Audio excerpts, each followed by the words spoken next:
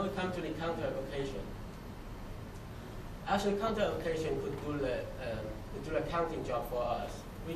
Mostly we may place our camera in a gateway to count either how many cars have dropped in and how many cars or how many people have go out.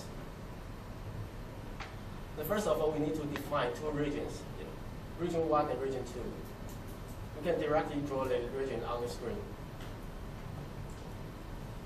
And then we need to define the object size.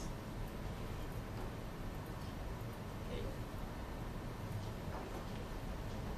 After you define the correct size, then we can decide either we want to do a one-way counting or two-way counting. All the objects which is moving from region 1 to 2, we take it as in. And objects moving from region 2 to 1, we will take it as out. And now we can see the demo video clip.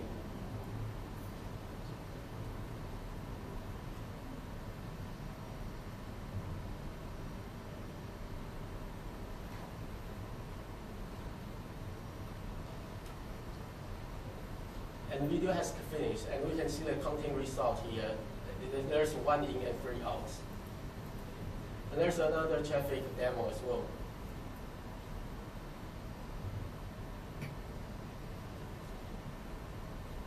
Yeah. And this function can also be used to detect if there's anything invading. For example, if you take 1 to 2 alarm, then anything which is trying to enter region 2 from region 1 will be detected, and it will send you an alert, even through share message service or through your email. So now we can do a real test here.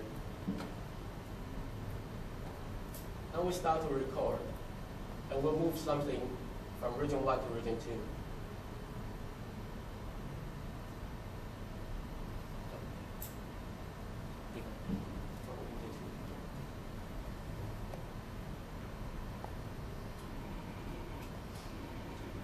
After the system detects there's something moving from region 1 to region 2, it would start to trigger the output module. And in the system log, it will be registered as an intruder event. We can also double click to play back a video clip.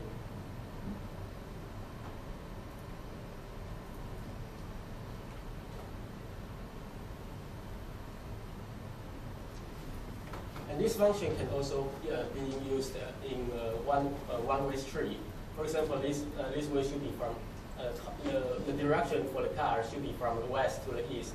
If there is another car coming from the east, then this system can just detect this car and just maybe send a message to a police officer just nearby.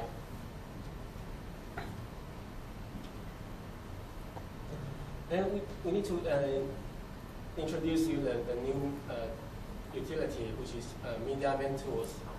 And these tools can help us to aid or remove a USB or Wi-Fi hard disk without stop our recording. And you can see the path in the program files, and it's under the GB series, the GB program. It's called Hot Swap HDD tool. You click this icon and will run the application. And now we can come to the system config to see we have only drive E and drive H for recording. And now we can just plug in a USB drive.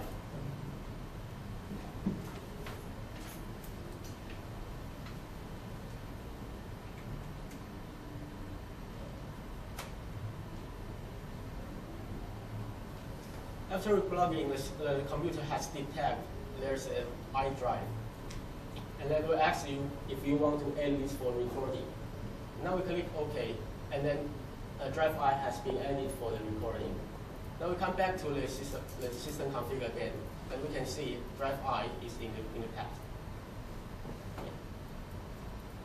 After we record some video clip here, and we need to replace, we want to use an empty hard disk to replace the old one. Then the first thing we need to do is to copy a view log. You can add an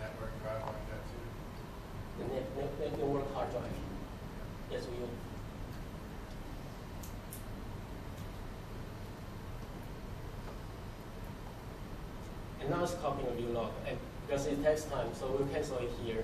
But we'll show you another folder that we have saved already. And to go to the USB drive, and then you will see there is a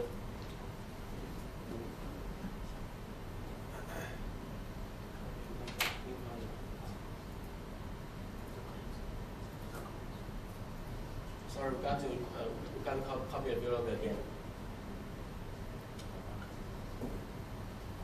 Actually, it might take about 1 minute. And sorry. After you remove the device, yeah. You have to re-index. Yeah, I have to re-index the video log. No. Re-index. No. We can just copy the view log to this USB drive, and then we can use this USB drive and plug in it to another PC, and we can just run it directly. But it doesn't affect my playback on the machine if I don't replace that drive. If you don't replace it, they may do the recycle soon. It might be recycled.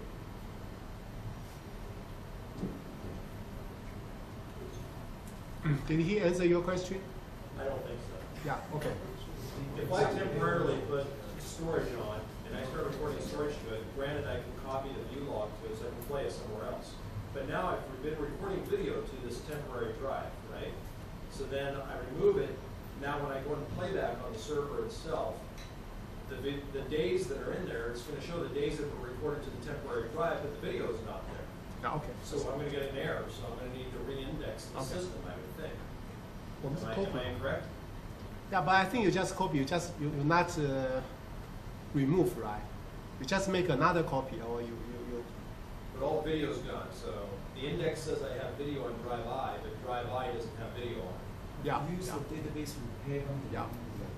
The database repair. Yes, exactly. So I have to repair the database to be able to see it. Yeah. So I got to stop monitoring, close down, multicam. Our next version will support rebuilding the database instantly. So every time we launch the view log, it will automatically reconstruct the whole database. So it will be introduced tomorrow.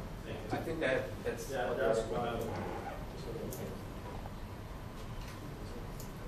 It's okay. Okay. Okay.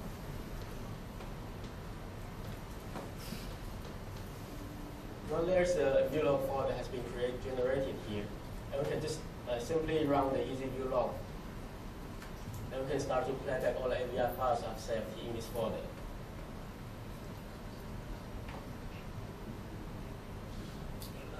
Now we're going to talk about another application called DMPOS.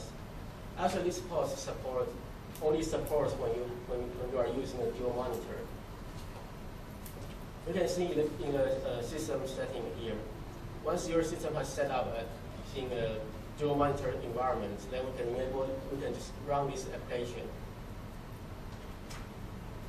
And this application is under the GB series folder called dmpos.exe. We run this application, and then we can assign the exact location we want to place our GB program. You can see the multi-cam which is our GB program. We can assign it in monitor 1 or 2, and we can set up its position. We can even define our own X and Y coordinates. And so as the view log and remote playback and easy view log or LPR, we can also locate these applications in another monitor.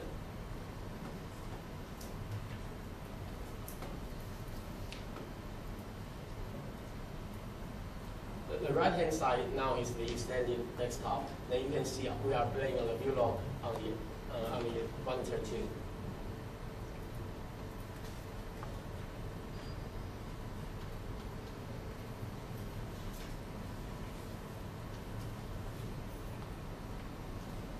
Then we talk about the instant playback.